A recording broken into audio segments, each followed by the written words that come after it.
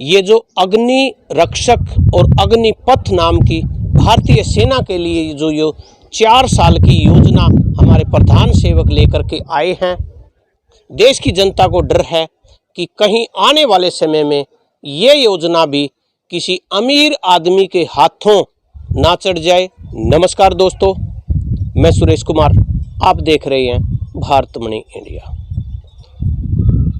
हम भारतवासी हैं और भारत की धरती हमारी धरती माँ है। अगर इस धरती माँ का कर्ज हमें उतारना पड़े तो किसी भी रूप में इस कर्ज को हम कभी भी उतार नहीं सकते, क्योंकि धरती माँ और जननी माँ का कर्ज कभी भी चुकाया नहीं जा सकता। आज हम एक विशेष मुद्दे पर बात करेंगे जो कि राष्ट्र से जुड़ा हुआ मुद्दा है, राष्ट्र के लोगों से जुड़ा हुआ मुद्दा है, भारतीय सेना से जुड़ा हुआ मुद्दा है, नौजवान बच्चों से जुड़ा हुआ मुद्दा है और बेरोजगारी के साथ जुड़ा हुआ ये मुद्दा है। दोस्तों, हमारे देश में एक राष्ट्रभक्त ऐसे हैं जो कि परम राष्ट्रभक्त हैं, देश के प्रधान सेवक हैं और उनके अंधभक्तों के द्वारा उनसे बड़ा कोई राष्ट्रभक्त नहीं माना जाता।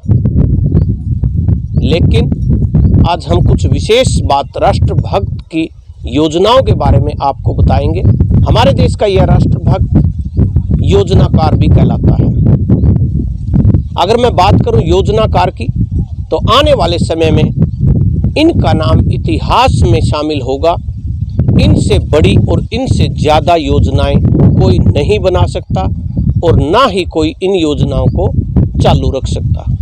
जो व्यापारी लोग हैं, इनके द्वारा चमकाई गई योजनाओं को देखकर उनसे रहा नहीं गया और ये योजनाएं उनके द्वारा खरीद ली गई। विभागों को योजनाएं बनाकर बेचने का जो तरीका है, इसको बताते हैं राष्ट्रभक्ति। लेकिन एक सेना ऐसा विभाग बचा था जो कि अभी तक किसी भी योजनाकार के हाथ नहीं लगा था और ये सिर्फ देशभक्ति और देश की आन बान शान के लिए इस विभाग में काम किया जाता था लोगों के द्वारा। लेकिन हमारे योजनाकार की नज़र इसके ऊपर भी पड़ी। सबसे पहले तो इस योजनाकार के द्वारा जो वेतन आयोग था, वेतन आयोग को समाप्त किया गया और वादा किया गया, योजना बनाई गई कि 5 साल के बाद वेतन में वृद्धि होगी। लेकिन 7 साल बीत जाने के बाद अभी उस सेना के जो वेतन आयोग था उसके बारे में अभी तक कोई चर्चा है, ना कोई विचार विमर्श किया गया है। और एक और अभी योजना बनाई गई है कि हमारे देश में सैनिकों को 4 साल के लिए भर्ती किया जाएगा। जी हाँ, बड़ी चौंकाने वाली बात है, सिर्फ 4 साल के लिए नौजवानों को भर्ती किया जाएगा, जिसमें सबसे पहले साल में उनको तनख्वाह जो है वो मिलेगी 21,000 रुपये और दूसरे साल उनको तनख्वाह मिलेगी 23,000 रुपये और तीसरे साल मिलेगी उनको 25,000 और 4 साल भारतीय सेना में सेवा देने के बाद वो 28,000 रुपये की सैलरी प्राप्त कर वो रिटायर हो जाएंगे।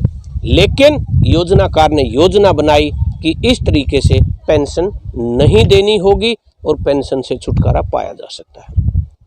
दोस्तों, यहाँ पर बात सेना की नहीं है। अगर पेंशन पूरे देश में एक देश एक कानून है, तो फिर एमएलए, एमपी या नेतागण, इनको क्यों पेंशन दी जाती है?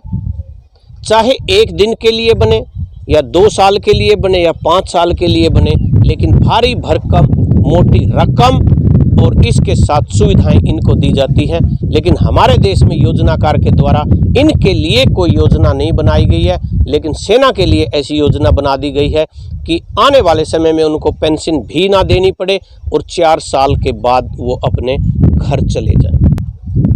दोस्तों, यहाँ पर सोचने वाली बात यह है कि जब कोई इंसान सेना की हर ट्रेनिंग लेने के बाद भी वो बेरोजगार होगा, उसके पास क्या होगा, उसका तजुर्बा किस काम आएगा?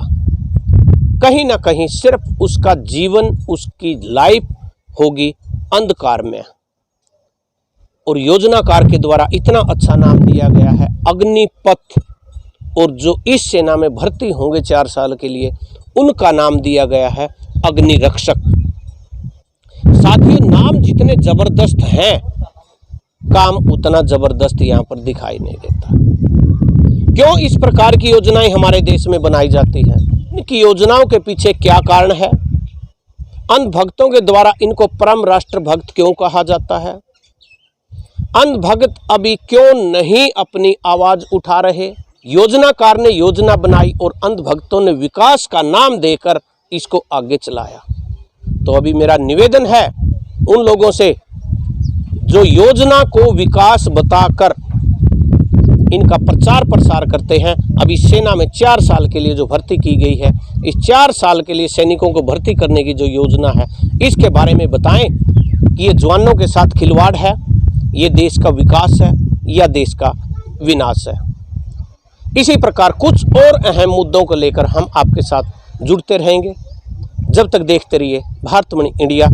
जय हिंद, जय भारत।